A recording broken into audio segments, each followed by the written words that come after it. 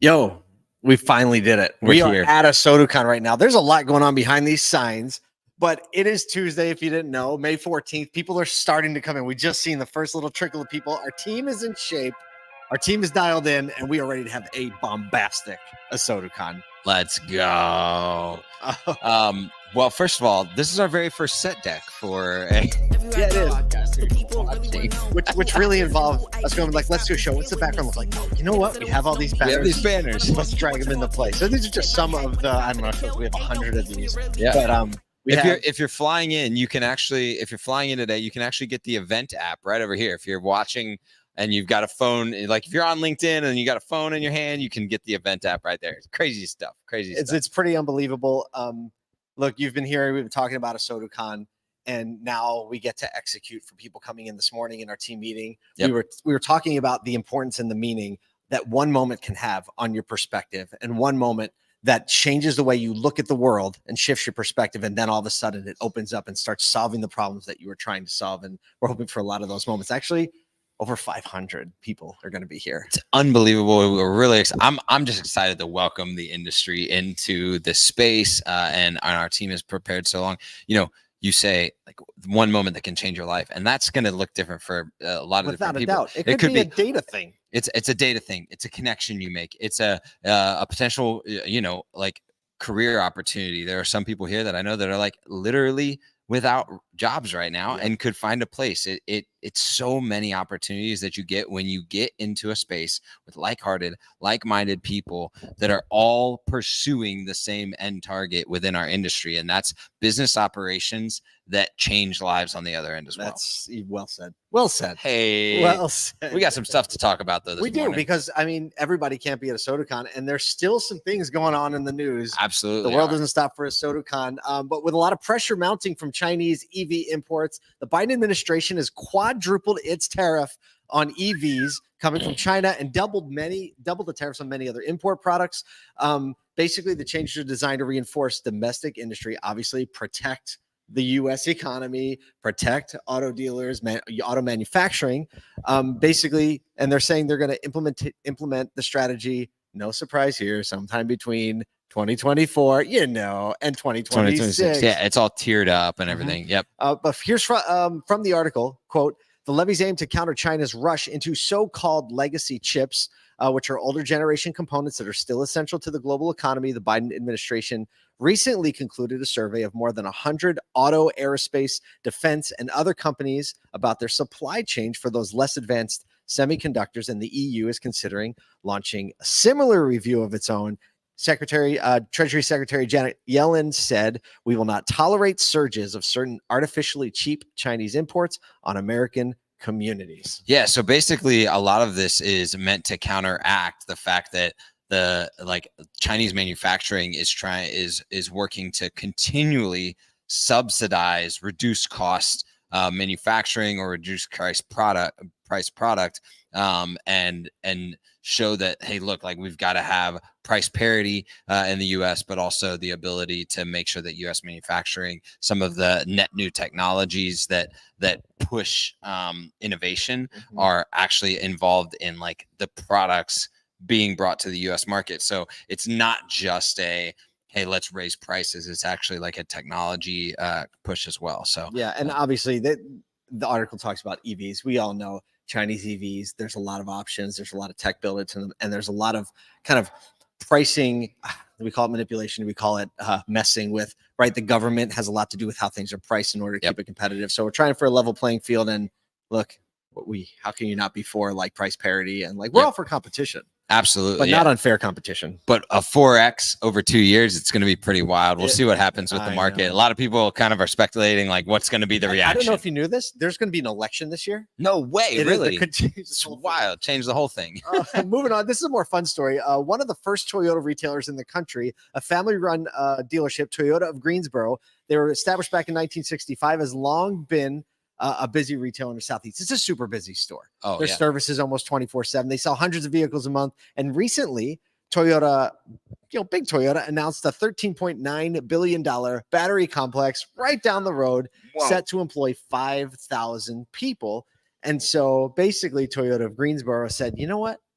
There's 5,000 Toyota employees. We're going to build a dedicated sales and service experience for these Toyota employees. It's so good. Basically, they're spending $2 million to revamp what was formerly a used car center into this new sales and delivery hub only for Toyota employees. The new facility is going to have a 10-bay service center, amenities like a pool table, refreshments. I saw the tabletops. It's like this like live edge finish wood tables. It looks gorgeous. Unbelievable. Mary Rice, who is the 3rd-generation dealer principal. I love that story already. We'll talk about that more. Maybe we're making a trip more the cars visit to her. Absolutely. She says, everything I've had in my whole life is due to Toyota. This is an opportunity to give back to the company.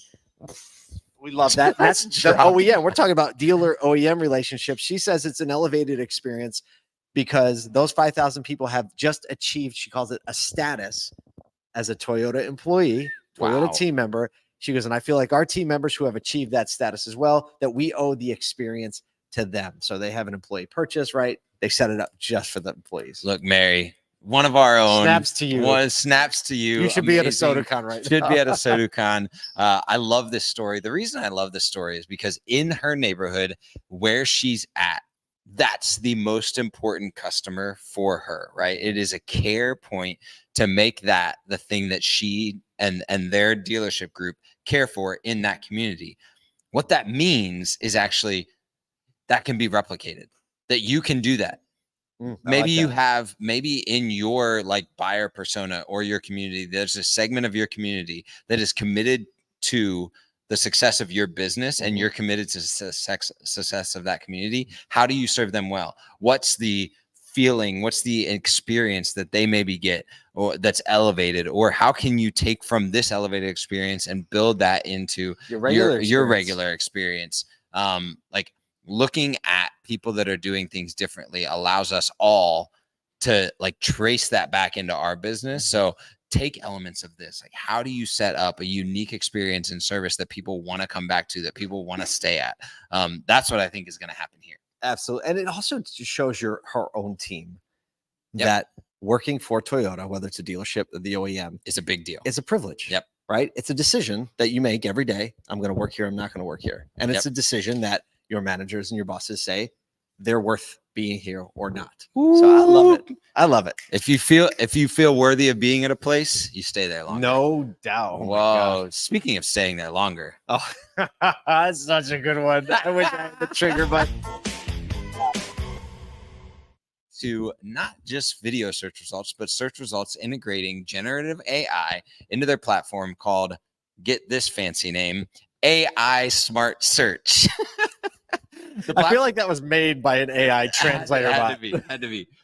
Basically, the platform's approach to cater to younger users who increasingly rely on TikTok for search needs over traditional engines like a YouTube or a Google. Basically, what happens is you search for something and there are AI generated responses at the top that are text-based responses offering full page insights with a click. Oh, come on through. Come on through. You're good to go. We've always got people coming through the morning pod. They're working this morning. So right now, this feature is limited to just a few specific queries at this point, and provides content from ChatGPT when deemed relevant. They've evolved their search capabilities, potentially integrating Google search even external search links and site links. Well, so what's TikTok wanting to be a Google? Basically. Are you going to talk it now? Is that where you're going to be like, just talk it? Did I just coin that? We're going to talk it. Whoa. I bet just talk it. They probably I'm sure the kids already say that. I mean, right? our kids don't have TikTok, but they probably know that answer. They probably know. We should ask. Yeah. I mean, I wonder what this is going to do. Obviously, TikTok has been in the news a ton lately about the U.S. potentially forcing a sale of the company. Right. This knowing search intent, they already know from a video standpoint, because a lot of people have gone to TikTok for information, restaurant recommendations, etc. But now that text, I can say personally that I've used like OpenAI to search a lot more when I want a descriptive answer as opposed to just search fields. One side, you were just telling me this morning that you're more and more frustrated with Google because when you get a no-click search, it only gives you a summary overarching like idea of what you're looking for. Right. And you have to spend a lot more time. I have to force myself to get further down looking in the for search. The substance of the articles that provided that summary. So obviously search is up for grabs. I no doubt there are people at Google running around like they haven't run around. We haven't in even years. talked about the OpenAI launch of 4.0 yesterday, which I watched a video of it. I haven't. I just logged in and I was like, oh, it's out. No, it's like stupid good. It's unbelievable. Yeah, like they are challenging. They are a search engine at this point, in my opinion. My goodness. Yeah, it's a voice, the whole 9 yards. The world is flipping upside down. Well, I think that this point, like no matter how big you are and how established, or even if you've invented a technology or a way to do something, you are not safe in this day and age. Same thing goes for every auto manufacturer. You're not safe. But you also have so much upside opportunity. Like there's gaps that you can go fill quickly right now in every business. Your business can be an early adopter of a gap platform. So leaning into those is a way to like get way more leverage where you typically wouldn't have it in maybe like a legacy search platform or something like that. But the mindset there has to be, you have to be willing to get it wrong 10 times. Absolutely. Right. Because you're going to try these you have things. To be a it's not going to work. You have to do it. You have to do it. But I mean, look, you can roll the outro because we're going to roll it because we have a bunch of people in this place. Welcome reception tonight. Full day of content. Wednesday, Thursday. Will Guedara's on his way. Like, we're about to have a time. Look, follow us on LinkedIn and we'll bring you as much as we possibly can. We'll see you tomorrow. And here.